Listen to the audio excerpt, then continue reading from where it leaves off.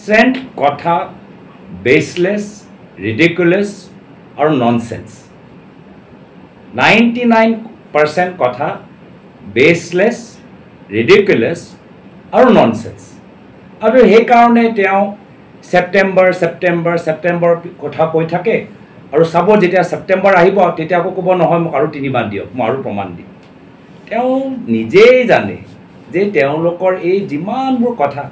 যিদৰে এজন সাধাৰণ মানে 1500 টকা বিজেপি আইটি সেলৰ ট্ৰল যিদৰে কথাবোৰ উত্থাপন কৰে সোশ্যাল মিডিয়া একে তেওঁ কথাবোৰ কৈ আছে তো আমাৰ কাৰণে একো নতুন কথা নহয় বিশেষকৈ মোৰ বাবে মই যেতিয়া ৰাজনীতিত প্ৰথমবাৰ বাবে ভৰি দিলোঁ তেতিয়াই পৰা মুখ্যমন্ত্ৰী মোৰ সম্পৰ্কত বিভিন্ন ধৰণৰ মিছা কথা অভিযোগ দাঙি ধৰি আছে তো মোৰ বাবে নতুন কথা নহয় সেপ্টেম্বৰটো মোৰ সন্দেহ যে সেপ্টেম্বৰ মাহতো তেওঁ দিব নোৱাৰিব এটো আকৌ তেওঁলোকে ঠেলি দিব কি যেতিয়া সাংবাদিকসকলে মুখ্যমন্ত্ৰীক সুধিলে যে আপুনি প্ৰমাণ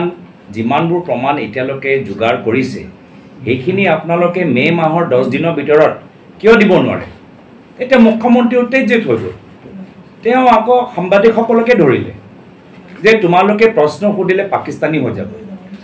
এতিয়া মুখ্যমন্ত্ৰীজনক মে মাহত ৰিপৰ্টবোৰ যিমানবোৰ তেওঁলোকে তথ্য যোগাৰ কৰিছে সেইখিনি প্ৰমাণ কৰিলে যদি সুধে তেতিয়া এতিয়া সাংবাদিক সেই প্ৰশ্ন সুধিলেই পাকিস্তানী হৈ যায় আৰু মুখ্যমন্ত্ৰী মহোদয়ে কৈছে যে মে মাহত মই কেনেকৈ পাৰিম সেপ্টেম্বৰলৈকে মই বিচাৰিছোঁ তো যিয়ে আছে সেপ্টেম্বৰলৈকে আপোনালোকে ফাইনেল ৰিপৰ্টটো দি দিব কিন্তু এইবোৰ যে অভিযোগ যে বাৰম্বাৰ আপোনালোকে দাঙি আছে উত্থাপন কৰি আছে কিছুটো প্ৰমাণ দিয়ক আমিও জানিবলৈ বিচাৰোঁ আৰু মুখ্যমন্ত্ৰী এই প্ৰমাণবোৰ দিবলৈ নিবিচাৰে ৰাজহুৱা কৰিবলৈ নিবিচাৰে তাৰ পিছত এটা কাৰণ আছে কাৰণটো হ'ল যে এতিয়ালৈকে মুখ্যমন্ত্ৰী মহোদয়ে যিমানবোৰ কথা ক'লে